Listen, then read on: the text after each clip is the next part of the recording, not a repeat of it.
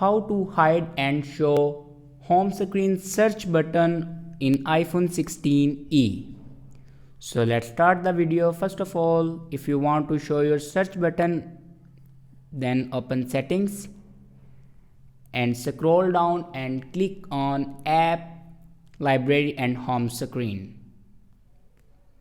Now here you can see the option show on home screen. Now here you can select app library only. Your search option will be shown on only app library, and if you can select add to home screen, and it will be added to your home screen,